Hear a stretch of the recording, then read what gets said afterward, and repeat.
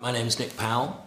I'm the director of the National Film and Television School, which is in Beaconsfield, and I'm a film producer. Well, I've sort of changed direction in my career quite radically, 2 or 3 times. And when I got into my 50s, I saw that the job of running the film school was available. And I thought, well, that would be a cool thing to do. I didn't do it in the sense of a lot of people teach and so on to put back into the industry. I didn't do it for that reason. I did it for me because I thought I would really enjoy doing it. My father came from a mining town in South Wales. My grandfather on one side was a miner and on the other side was a general. So I always used to say I'm truly middle class because we've met in the middle. And my best friend in the village was a guy called Richard Branson. That relationship became the center of my life, and the schooling aspect to me was, well, just a way to get educated and to explore the subjects that interest you. I was a medium student. No subjects were very tough for me, but I was also not a star. I wasn't a scholar. I wasn't an intellectual. My father was the only person from his whole county in the 1930s to get into Oxford University. So he was very keen for his children to go to Oxford. I did spend briefly 1 term at university because when I was forming my partnership with Richard Branson, we got to negotiating the deal between us, and Richard's idea of a partnership was 4%. I said, bye-bye, I'm off, I'll be at university.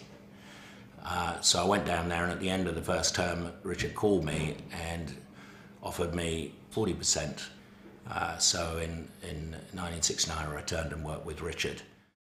We published a magazine for students at the time, which was losing money, and so we started a record mail order as part of it to try and make it more financially better. So we opened a little shop above a shoe shop in Oxford Street, and that was a major hit and did phenomenal business. But that company was called Virgin Records from the time when we launched the mail order. I came into the film industry having been already in the music business for the previous 15 years. Myself and my then new partner, Stephen Woolley, we moved into making our own pictures. We had distributed a little film called Angel by Neil Jordan. Neil had a project called Company of Wolves, which was based on a wonderful short story by Angela Carter, and that became our first film production. Neil then, after Company of Wolves was a decent hit, Neil came forward with Mona Lisa. So to me, contemporary films and also films in periods within our own lifetimes were our major interest on the producing side. I think there are definitely things I should have done differently. The obvious one, for instance, is, had I stayed with Virgin, I might have a better cash flow.